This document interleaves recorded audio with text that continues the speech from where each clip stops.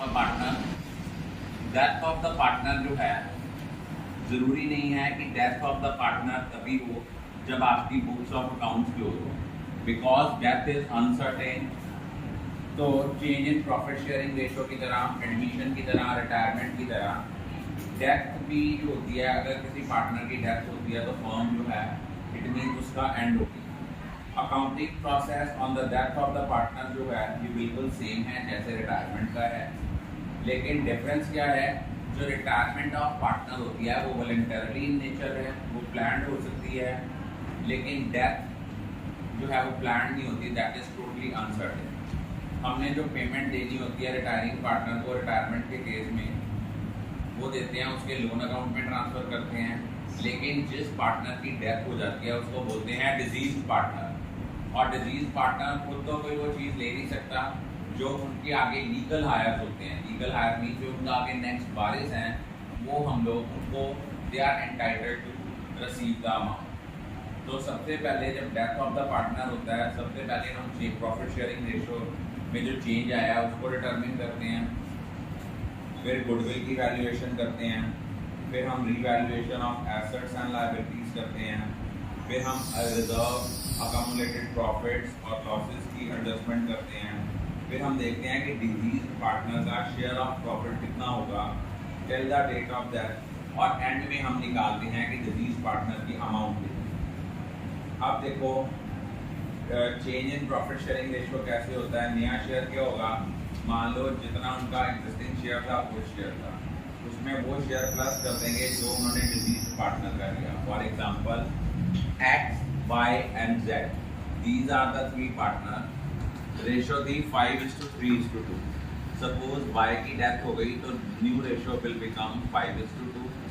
या कई बार वो ये कह देता है कि जिस पार्टनर की डेथ हुई है उसके शेयर को वो इक्वली क्या कर रहे हैं, अक्वायर कर रहे हैं। मीन्स 5/10, इसमें 3/10 का हाफ किया, इट विल कम 3/20, एलसीएम आया 20, 10 + 3 ये आया 13/20।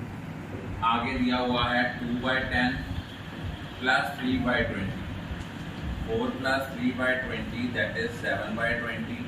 Then the new ratio will become 13:7। और गेनिंग रेशियो क्या होती है, नए शेयर में से ओल्ड शेयर माइनस कर दो, you will get the gaining share. अब अकाउंटिंग ट्रीटमेंट ऑफ गुडविल क्या होती है in case of retirement of a partner. एक चीज़ याद रखना, नॉर्मली जो एंट्री होती है वो क्या होती है कि जो पार्टनर गेन कर रहे हैं उनसे हमने पैसे लेने हैं, और जिस पार्टनर की डेथ हो रही है उसको पैसे देने हैं। एंट्री होती है गेनिंग पार्टनर्स कैपिटल और करंट अकाउंट डेबिट टू, देना किसको है, डिजीज पार्टनर को, to deceased partners capital account. अब दोबारा सुनो, मैंने क्यों कहा कि गेनिंग पार्टनर को डेबिट करना है, क्योंकि जिनको गेन हो रहा है उनसे हमने पैसे लेने हैं, और जिनसे भी पैसे लेने होते हैं उनको हम क्या करते हैं, debit, because that becomes our asset. ठीक है, और जिसको पैसे देने हैं दैट बिकम्स आवर लायबिलिटी, इसलिए हमने डिजीज पार्टनर की कैपिटल को क्या करना है, क्रेडिट करना है। और गेनिंग पार्टनर्स को किस रेशो में गुडविल वो जो है उसका बर्डन बेयर करेंगे, गेनिंग रेशो। अब इसके अकॉर्डिंगली पेपर में 1 मार्क क्वेश्चन भी आ जाता है। 1 मार्क क्वेश्चन क्या आता है, 1 मार्क क्वेश्चन यूजुअली पेपर में आएगा कि हमें पिछले 2-3 सालों का प्रॉफिट दिया होता है, वो कहते हैं goodwill is calculated on the basis of 2 year purchase of average profit of the last 3 year. पहले 3 सालों की एवरेज निकाली, उसका 2 टाइम्स किया, टोटल फॉर्म की गुडविल आई, फिर उसमें से निकाला कि डिजीज पार्टनर का शेयर कितना है, फिर आप लोगों ने उसको डिजीज पार्टनर का जितना शेयर आएगा उनको गेनिंग रेशियो में डिस्ट्रीब्यूट करना है। गेनिंग पार्टनर उतना बर्डन बेयर करेंगे गुडविल का और देंगे किसको, डिजीज पार्टनर। लेकिन अकाउंटिंग स्टैंडर्ड 26 कहता है, ये डील करता है इनटेंजिबल एसेट्स के साथ। ये कहता है जो सेल्फ जनरेटेड गुडविल है इनको बुक्स ऑफ अकाउंट्स में रिकॉर्ड नहीं करना। अगर कोई गुडविल ऑलरेडी अपेयर कर रही है उसको हमने राइट ऑफ करना है। कई बार हम गुडविल रेज करके भी राइट ऑफ करते हैं, जब रेज करते हैं एंट्री क्या होती है, goodwill account debit to old partners capital, old partners की कैपिटल में करते हैं, लेकिन इनमें रेशियो आती है, गुडविल जब रेज करते हैं रेशियो आती है ओल्ड, और जब गुडविल राइट ऑफ करते हैं तो रेशियो आती है न्यू। लेकिन अगर कोई गुडविल जो आपकी ऑलरेडी एग्जिस्टिंग गुडविल एग्जिस्ट कर रही है उसको अगर हम राइट ऑफ करते हैं तो ओल्ड रेशियो आती है। उसके बाद एसेट्स और लायबिलिटीज को रीवैल्यू करते हैं और रीअसेस करते हैं। It is just like same as we do in the case of retirement, admission and change in PSR। अब मेनली प्रॉब्लम कहाँ पे आती है, मेनली प्रॉब्लम आपकी आती है कि आप लोगों ने डिजीज पार्टनर का प्रॉफिट का और लॉस का शेयर निकाला। अगर तो कुछ ना कहा जाए तो डिजीज पार्टनर का अगर जो प्रॉफिट का शेयर होता है उसकी एंट्री होती है profit and loss suspense account debit to deceased partners capital account. अब आपके माइंड में क्वेश्चन आएगा, sir why we use the term suspense account not the profit and loss account? Because मान लो आपकी बुक्स ऑफ अकाउंट्स क्लोज होनी है 31 मार्च को और डेथ उसकी इन बिटवीन हो गई है, तो इस केस में हम लोग जो प्रॉफिट कैलकुलेट करते हैं वो हम एस्टिमेटेड प्रॉफिट कैलकुलेट करते हैं। That will be not the exact profit, that is why we use the term profit and loss suspense account. अगर प्रॉफिट होता है एंट्री आती है profit and loss suspense to deceased partner capital. अगर ये loss हो जाता, लॉस में हमने उनसे पैसे लेने हैं, डिजीज पार्टनर की कैपिटल को हम क्या करेंगे, डेबिट करेंगे, deceased partner capital account debit to profit and loss suspense account. Profit and loss suspense को क्रेडिट करना है इन केस ऑफ लॉस और प्रॉफिट एंड लॉस सस्पेंस को डेबिट करना है इन केस ऑफ प्रॉफिट। लेकिन अगर एक चीज याद रखना, अगर तो profit sharing ratio continuing partners की सेम रहती है फिर तो हम ये मेथड लगाते हैं, लेकिन अगर प्रॉफिट शेयरिंग रेशियो चेंज हो जाती है, प्रॉफिट शेयरिंग रेशियो चेंज हो जाती है, उस केस में हम एंट्री क्या करते हैं, gaining partners capital account debit to deceased partners capital account. अगर आपकी प्रॉफिट शेयरिंग रेशियो चेंज हो रही है तो आपने एंट्री रखनी है deceased partners capital account debit, deceased partners capital account debit. हमने क्या करना है, इन केस ऑफ प्रॉफिट हमारी एंट्री होनी है गेनिंग पार्टनर्स कैपिटल और current account debit to deceased partners capital account. But in case of loss entry क्या हो जानी है, deceased partners capital account debit to gaining partners capital और current account. दोबारा सुनो, अगर प्रॉफिट शेयरिंग रेशियो चेंज नहीं होती फिर तो प्रॉफिट की एंट्री होती है profit and loss suspense to deceased partners capital account, और लॉस के केस में एंट्री होती है deceased partners capital account debit to profit and loss suspense account. लेकिन अगर प्रॉफिट शेयरिंग रेशियो चेंज हो जाती है तो हम प्रॉफिट को कैसे डिस्ट्रीब्यूट करते हैं, उसका बर्डन कौन बेयर करता है, गेनिंग पार्टनर। एंट्री होगी gaining partners capital account debit to deceased partners capital account, और in case of loss the entry will be reverse, deceased partners capital account debit to gaining partner capital account. अब goodwill profit को estimate करने के दो basis होते हैं, एक होता है टाइम बेसिस, एक होता है टर्नओवर बेसिस। टाइम बेसिस क्या होता है कि मान लो वो कहता है कि जितना प्रॉफिट पिछले साल कमाया था, हम मान के चलते हैं हम पिछले उतना प्रॉफिट ही इस साल कमाएंगे। सपोज आपका पिछले साल का प्रॉफिट था 10,000, लेकिन अब उसकी डेथ हो रही है 1 अगस्त को, तो यहाँ पे हमें प्रोपोर्शनेटली निकालना पड़ेगा, टाइम का प्रोपोर्शनेट निकालना पड़ेगा। अगस्त को डेथ हो रही है तो उसका जो प्रॉफिट निकलेगा वो कितने मंथ्स के लिए निकलेगा, April, May, June, July. That will be for 4 months. 4 months निकाल के मान लो उसका जितना शेयर है वो निकाल लेंगे। ये होता है टाइम बेसिस। एक होता है टर्नओवर बेसिस। टर्नओवर बेसिस क्या होते हैं, टर्नओवर बेसिस भी वो कहता है कि पिछले साल प्रॉफिट था 30,000, 3 लाख की सेल्स के पीछे, और इस बार हमारी सेल हुई है 1 लाख। इट मीन 30,000 प्रॉफिट था 3 लाख के पीछे। परसेंटेज निकाली तो वो निकली 10%। कैसे निकाली, प्रॉफिट ओवर सेल्स इनटू 100, ये आया 10%। अब इस साल सेल हुई है 1 लाख की, 1 लाख का 10% आया 10,000। अब यहाँ पे जो 10,000 आया इसका 4/12 नहीं करेंगे क्योंकि सेल ऑलरेडी जो है वो टाइम प्रोपोर्शनेट है। अब 10,000 का सीधा जितना उसका शेयर है डिजीज पार्टनर का 3/10 वो करेंगे। टाइम बेसिस पे हम क्या करते हैं, हम लोग पिछले पूरे साल का पहले प्रॉफिट निकालते हैं, फिर उसमें से देखते हैं till the date of death कितना प्रॉफिट बनता है इनटू डिजीज पार्टनरशिप। लेकिन टर्नओवर बेसिस पे हमने देखा पिछले साल प्रॉफिट इतना था, सेल्स इतनी थी, पहले उसकी परसेंटेज निकाली, फिर till the date of death जितनी टर्नओवर है उसके ऊपर वो परसेंटेज लगाई, जो अमाउंट आई उसका हमने टाइम प्रोपोर्शनेटली करना इनटू सीधा क्या कर देना है deceased partner share of profit. ये दोनों में डिफरेंस है। ये 1 मार्क या 3 मार्क का क्वेश्चन सेपरेटली भी पेपर में आता है। I think all of you are clear about it. Now I am going to discuss about the topic how will you compute amount due to deceased partner. Computation of amount due to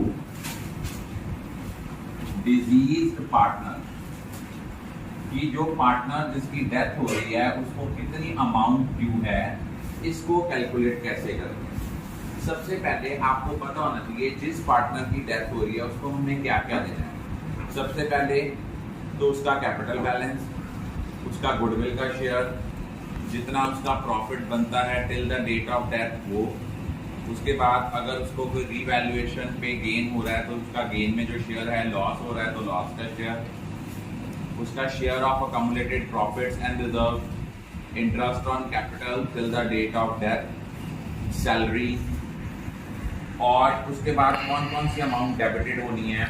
कोई share of loss है, कोई share of revaluation loss है, कोई share of accumulated losses हैं, drawings हैं, interest on drawings हैं, या उन्होंने कोई एडवांस किया है। Now today I am going to discuss about how will you prepare deceased partners capital account. Today I will discuss the format of diseased partners capital account. Listen it carefully. Basically, it is the base of entire death of partner topic. Diseased partners capital account. अब देखो otherwise हम partners capital बनाते हैं तो date का कोई relevance नहीं है, but deceased partner capital account में it has the relevance of date column because death is on specific date,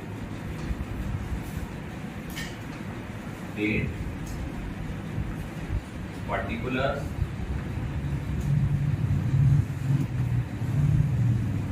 then next amount, date, particulars,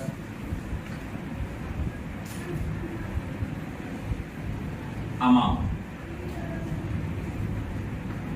अब हमें भी पता है कि पार्टनर्स का opening balance in the absence of any information, opening balance जो होता है मोस्टली बैलेंस शीट की लायबिलिटी साइड पे दिया होता है, और जो बैलेंस लायबिलिटी साइड पे दिए होते हैं वो ओपनिंग बैलेंस शो होते हैं as by balance brought down. ये आ गया जितना उनका कैपिटल बैलेंस है by balance brought down as per balance sheet. But एक चीज याद रखना, if the balance is given on asset side then the opening balance will be shown as to balance brought down. To balance brought down कब आता है, if balance shows on asset side। अब हमने देखो जो आइटम पार्टनर का capital balance को increase करती हैं these will be shown on the credit side. वो क्या क्या है, सपोज डिजीज्ड पार्टनर का कोई करंट अकाउंट का क्रेडिट बैलेंस है, वो भी हमने ट्रांसफर कर देना है कैपिटल अकाउंट में। ये कब करना है, अगर कोई क्रेडिट बैलेंस है। अगर डिजीज पार्टनर का कोई करंट अकाउंट का डेबिट बैलेंस है, then it will be shown on debit side. उसके बाद कोई अगर है loan by partners account, loan by partners account, it means partner ने फर्म को लोन दिया है, वो भी उसका डिजीज पार्टनर के कैपिटल अकाउंट में ट्रांसफर होगा by loan by partners account. और अगर फर्म ने पार्टनर को लोन दिया है तो वो फर्म के लिए क्या है, एसेट है, वो डेबिट साइड पे आएगा, वो होएगा to loan to partner account. Loan by partner firm की लायबिलिटी है, लोन टू पार्टनर फर्म के लिए एसेट है। Is it clear? उसके बाद नेक्स्ट क्या आता है, अगर उनका कोई प्रॉफिट का जो शेयर है उसकी एंट्री आती है by profit and loss suspense account. ये जो profit and loss suspense account आता है, ये क्या है, शेयर ऑफ प्रॉफिट। और अगर यही लॉस बन जाए then it will be shown as to profit and loss suspense. ये क्या है, शेयर ऑफ लॉस। अगर हमें रीवैल्यूएशन का गेन हो रहा है then it will be shown as by revaluation account because it will increase the capital balance। अगर हमारा revaluation का loss है then it will be shown on debit side because it will reduce the capital balance। उसके बाद कोई हमारा accumulated profits हैं, जो accumulated profits और reserves होते हैं वो आएंगे, पूरी अमाउंट नहीं आएगी जितना डिजीज पार्टनर का शेयर होगा। और कोई आपके अकामुलेटेड लॉसेस होंगे वो आपके डेबिट साइड में आएंगे। उसके बाद अगर इंटरेस्ट ऑन कैपिटल देना है तो इंटरेस्ट ऑन कैपिटल को पहले हम शो करते थे interest on capital account debit to deceased partners capital account, but now it has been revised. अगर आप लोगों ने कहीं से गलत किया भी हुआ उसको रेक्टिफाई कर लेना, वो आपका आना है, उसको भी हम लिखेंगे बाय प्रॉफिट एंड लॉस। मेरे पास टाइम पेज शॉर्ट है, दैट इज बाय मैंने शॉर्ट फॉर्म यूज किया, आप नहीं करोगे। ये कौन किसके लिए एंट्री है, इंटरेस्ट ऑन कैपिटल के लिए। और जो आपकी कोई सैलरी कोई कमीशन है वो आपकी इधर आएगी बाय सैलरी और कमीशन। और मैं आपको बता दूं, इतने सालों से सीबीएसई एग्जाम चेक करने के बाद जो मेरी ऑब्जर्वेशन है, बच्चे वहां गुडविल की अमाउंट ठीक कर देते हैं लेकिन उसकी एंट्री डाल देते हैं बाय शेयर ऑफ गुडविल। ऐसा नहीं करना, आपने क्या करना है, by gaining partners capital account. Suppose X Y Z 3 partner हैं, उनमें मान लो वाई की डेथ हो रही है तो गेन आ रहा है एक्स और जेड को, ये आना है by X capital account. By no doubt mathematically question ठीक हो जाना है, अमाउंट आपकी आ जानी है, लेकिन कंसेप्चुअल वाइज ये क्या है आपका, शेयर ऑफ गुडविल।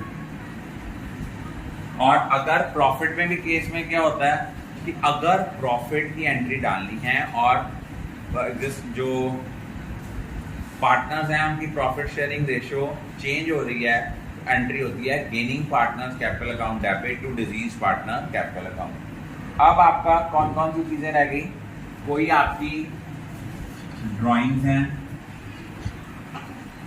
कोई इंटरेस्ट ऑन ड्राइंग्स हैं, कोई गुडविल जो आपकी ऑलरेडी एग्जिस्ट कर रही है, वो सारी की सारी नहीं देनी, जितना उसका शेयर है,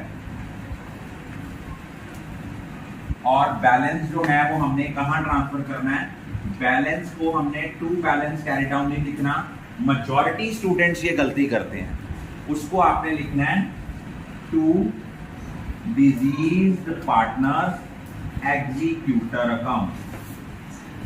Again, I am going to repeat it. I have discussed today about the computation of amount due to deceased partner. हमने कितनी अमाउंट डिजीज पार्टनर को पे करनी है, उसको कैसे कंप्यूट करना है, कौन कौन सी आइटम क्रेडिट होनी है, कैपिटल बैलेंसेस, रीवैल्यूएशन का, share of revaluation profit, share of accumulated profits and reserve, share of profit, interest on capital, then next interest on capital के बाद सैलरी और कमीशन एंड गुडविल, जितना उसका शेयर है। और डेबिटेड कौन कौन सी आइटम्स करते हैं, अगर कोई पार्टनर का कैपिटल बैलेंस एसेट साइड पे दिया, it will be shown on to balance brought down. अगर लोन बाय पार्टनर है, it will be shown as on the credit side by loan by partners account. इससे उसका capital balance बढ़ेगा, क्योंकि firm ने पैसे उसको देने हैं, फर्म की लायबिलिटी को इंक्रीज करना। और अगर लोन टू पार्टनर है, ये फर्म का एसेट है, इससे उसका कैपिटल बैलेंस रिड्यूस होगा, that is why it will be shown on debit side. कोई शेयर ऑफ लॉस है, रीवैल्यूएशन का लॉस है, अकम्युलेटेड लॉसेस हैं, ड्राइंग्स हैं, इंटरेस्ट ऑन ड्राइंग्स हैं, या आप लोग कोई गुडविल ऑलरेडी जो एग्जिस्ट कर रही है, वो सारी गुडविल नहीं, सपोज 10,000 गुडविल एग्जिस्ट कर रही है, उसमें उसका शेयर बनता है 1/4, तो 2500 टू गुडविल आना। और रिमेनिंग अमाउंट हमने उसको बैलेंस कैरी डाउन नहीं लिखना, उसको लिखना है to deceased partners executor account. I think all of you are clear.